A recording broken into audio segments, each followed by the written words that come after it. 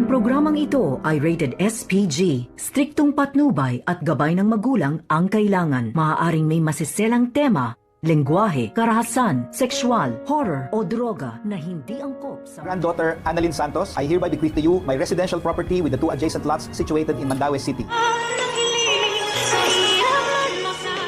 Binasa na nga ni attorney ang last will of testament ni Don Pepe.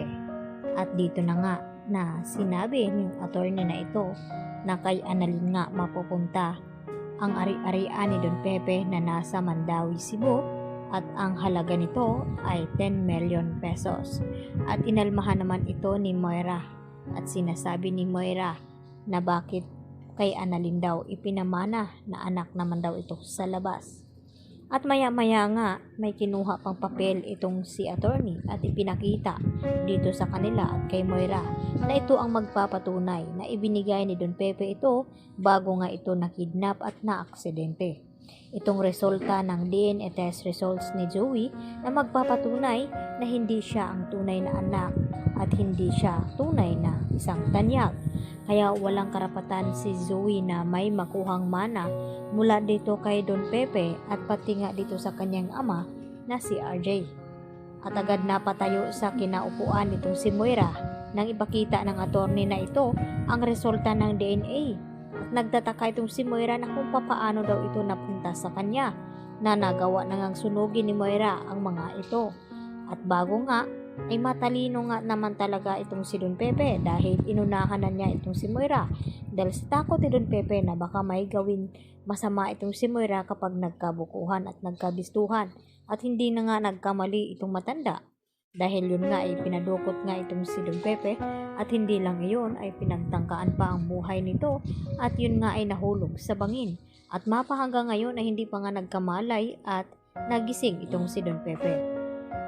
At nagulat naman itong si Annalyn sa sinabi ng attorney na ito kung papaano nagpagawa ng DNA test results itong si Don Pepe. At itong si Kinito ang nakakaalam nito. At hindi nagtagal ay dito rin nagulat itong si RJ at itong si Giselle na manluloko nga talaga itong si Moira at pati ang kanyang anak na si Zoe. At wala na nga ang pakialam pa itong si Zoe sa ari-arian daw ng matanda dahil sa nangyari na guilty nga ito sa ginawa ni Zoe na naitulak niya itong matanda ay kulang pa nga iyon upang kabayaran sa kanyang ginawa.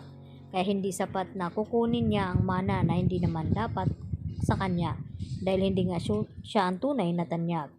At dito naman na ibinasa rin ng attorney na ito ang kayamanan na ipinamana dito nga kay Justin at ito nga ang ospital ng Apex dahil siya nga ang mamumuno nito dahil itong si Giselle ang panganay na anak ni Don Pepe kaya nararapat lamang daw na itong si Justin ang mamumuno hanggang hindi pa nakakabalik ang mga alaala ni RJ at hindi pa nagiging doktor muli itong si RJ. Kaya naman tinutulan nga din ito ni Moira dahil kahit isang singkong duling ay wala daw makukuha itong kanyang anak.